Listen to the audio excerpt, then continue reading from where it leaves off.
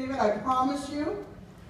And I want you to be ready to hear some great healing salve filled with incredible humor. I want you to give a great and a welcome to Debbie Wooten.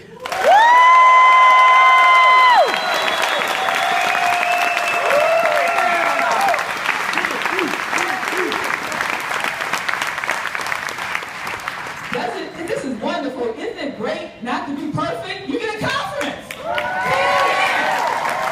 The perfect people, they don't get conferences. They don't get no conferences. All the people that had stuff to mess them up, we get conferences. Yeah, hell yeah. I like that. Well, I am so happy to see all your faces, and we all been through stuff, you know? Everybody's been through stuff, and if they haven't, hold on, they gonna go through stuff. Now, I'm here to be your cheerleader, your humor nurse. That's what I do. And I was born a little short of 60 years ago, and I know what you're thinking. Damn, she doesn't look it, right? See, the extra fat blows my wrinkles out. That's why I stay fat. It's called oink of a leg. Fried chicken or pizza. Yeah, you see, you work with what you got left. That's what I got to say. Attitude. Everything is attitude. You know, this body, it will fall apart sooner or later. All you women up here with your perky little tits, hold on. Hold on. Oh, they're just perky, forward thinking, and they love each other, rub up against each other. I love you too. These is titties. Titties, they don't like each other. Get away from me. Don't touch me. I'm going up under my arm where the shade is. They be like, well, I don't want to set up. But them tits, let's go. Yes, tits is good. But titties are multi-talented.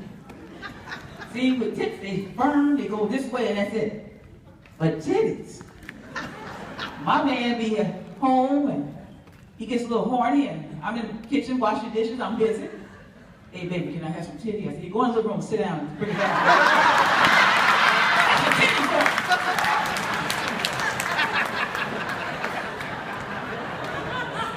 And you people, young people with all these little body piercings, oh, they look cute.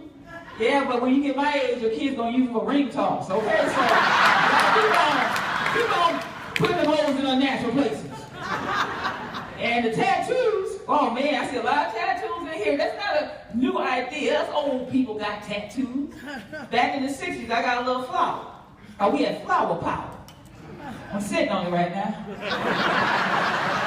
Mine's a big old garden. Got a couple houses sitting behind it. Overlooking the freeway. That's all the stretch line leaving out the flower. It's so big now, they come to the mall across the alley. It's gonna be a town over here.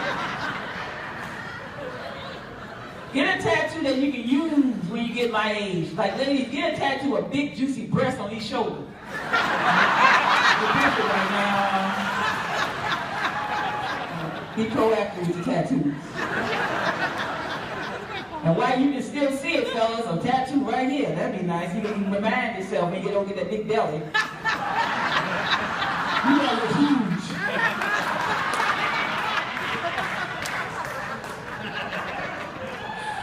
This is going to be kind of a funny show because I took a shower before I got here, so just for that. But first of all, I just want to encourage you to keep on the road you're on. There's going to be stuff happening. There's always going to be things to block you, and you know, but you got to keep on going. And I was born with some challenges, spinal bifida and scoliosis, and then when I was 5 months old, I contracted polio.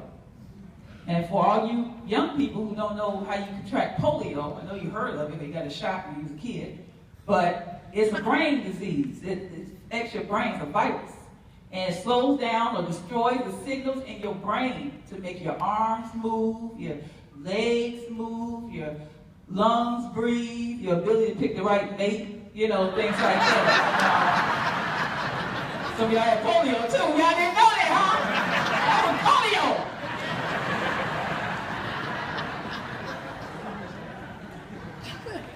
But you know, I don't want you to look at my polio and feel sorry for me and nothing like that, because I still think I'm kind of sexy.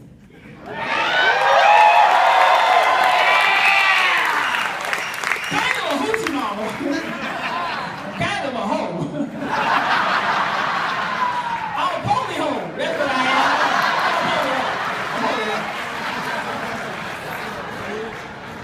am. Once you're a poly hoe, fellas, you never go back.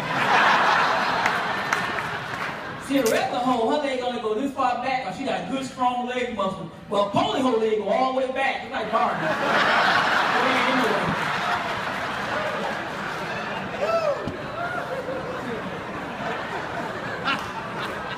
Good-looking men in here tonight, too. Some ugly men in here, too. But ladies, don't let that discourage you. Date ugly men, because they less, chances they'll cheat on you. They ain't had that in a long time. And they happy to be out with you. You out with me? You my girlfriend, right? Yeah, I'm your girlfriend, shut up. And if they get really ugly, just put a brown bag over here and draw a picture of Pretty Man on it. That's what I would do. Yeah, pretty guys right in front, these young ones. Hey, how you doing, baby?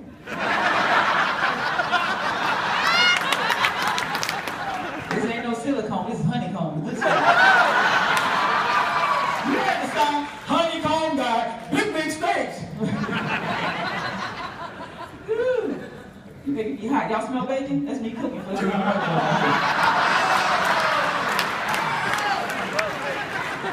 He turned so red. I like white boys, but they like flowers. They're pink, red, purple. It's green. See, on the clothes, I can't even tell, but you white boys are just pretty. Oh, you are way too young for me. Is your daddy here? I need your daddy. I don't need you. I will hurt you. You ever been to the Black Jungle before? You'll be hooked on me. That'll be your new fight. You'll be hooked on me. You be trying to look for old black women in the ghettos. Y'all show me where one is. I'm looking for Mrs. Jones.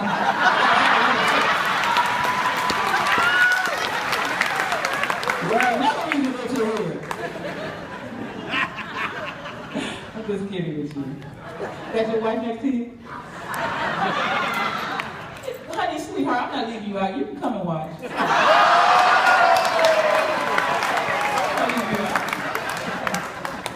Learn something. Oh, Deborah, I'm full of myself, I guess. But you gotta love yourself. That's the first person you got to love. If you don't love you, your love to everybody else don't count. You got to know that you are special, and it's only one of you. And celebrate you. All you. You're good, you're bad, and you're ugly. Celebrate it. That's right. Celebrate it. Clap for yourselves. Don't clap for other people. Clap for yourselves. Yeah, I'm good. Everybody should be clapping. I'm good.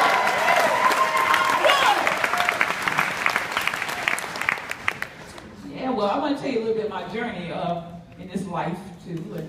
Y'all used to hearing people's stories in group all the time, so I got to do mine. I was born in Chicago and contracted polio at 5 months old, and was in the early 50s. And they told my mother and father, because I was so crippled and messed up inside, that I would not be able to carry and have my own babies. And they were devastated by the information. And they didn't tell me, they wanted me to have a normal childhood. And finally, they broke the news to me that I couldn't have any kids, but it was after my third baby. I can't have no kids. By the time we got to the 5th baby, the doctor was in the living room asking me and my husband, congratulations, another boy. Are you and your husband Jewish? I know, we black, African American. Why do you think we Jewish? Because your little boy is born with a little cap on his head. That's a diaphragm. I knew I had it all.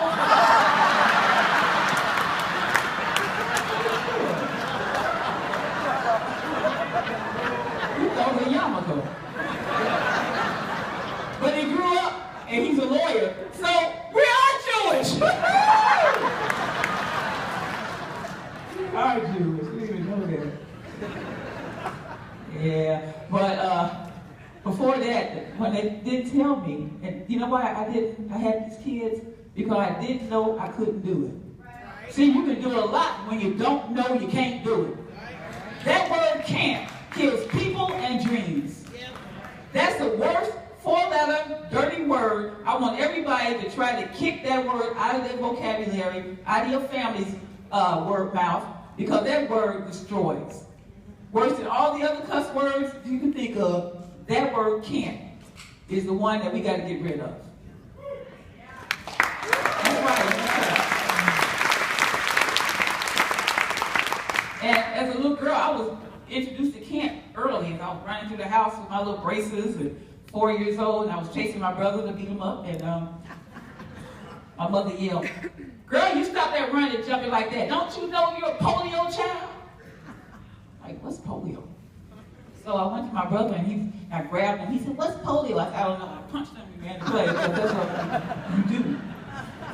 But that was my introduction to the first can't. I was going to get a lot of can'ts, and I know what you all know what I'm talking about. Get introduced to can't when you're young. So when it was time for me to go to school, it was like late 50s. We were doing the segregated, trying to integrate everybody, blacks and whites and everybody in between, but we hadn't even got the disabled kids. They called us crippled kids back in them days. So I'm original crip. I'm a real woman. So they built crip schools for crippled kids. They did not let us go to school with you normal kids, because they said you were normal and we weren't. And all my life, I just wanted to be accepted in your normal world. Finally, you let me in. Then I found out, hey, none of y'all normal. I didn't know. You're all special. You tricked me. So going to the crippled children's school, mostly polio, you know, it made me a slow learner on what was happening in the real world. I was 7 before I even found out the fact I was black. That was a bigger shock than the polio. I came home from school one day, and I was sitting down watching TV with my mama, and they had that big race riot, Bloody Sunday, had just happened. It was on the news, and it was showing the people getting hosed down and beat, and the dogs biting at them, and my mother started getting really upset about it. And then I noticed for the first time she was black like those people on the TV. I had never noticed my mama had a skin color before. So I put my arms around her and I said, "I feel so sorry for you people. Don't nobody like y'all. Glad I'm not black." She said, "Honey, I'm your mother. You just another shade of brown." She said, "You black too?" I said, "No, I'm not. I'm polio. I'm polio." I thought we was a race. She said, "Well, you're black and polio." I'm biracial? What? And then she went on to cripple me with that bad, dirty, four-letter word. "Yes, baby, you black too. That means we can't vote in these states, we can't live in this neighborhood, we can't work on these jobs, we can't go to these schools." Now I already found out I can't walk like other kids, I can't go to school with other kids. Now here's a whole other big thing of can'ts that I got to deal with. And I had never noticed skin color before. And now my eyes are peeled back, and she's telling me all these horrific stories. And I went to school the next day, and I'm looking around. That's when I realized that none of us are born prejudiced against anybody, no matter what the issue is. But somebody poisoned our innocence to love and accept people where they are right now. Somebody messed that up for us. Somebody told us things about group of people and how they act and what they do, and it's not good. Stay away from those kind of people. You know, that's what we were told. So we put everybody in little categories because this is what our family told. We believe them because this is our parents, our uncles, our cousins, their siblings. They're telling us all this stuff, and we believe them. Then we grow up and come to an NA conference and find out somebody lied to me. What happened to me can happen to anybody, no matter what color, what age. So we got to deprogram all this separation stuff. So I went to school the next day, and I'm looking at people going, "You know you black? You know you white?" You know, "I am." I said, "I don't know what we did, but y'all don't like us." That's what little innocent kids do.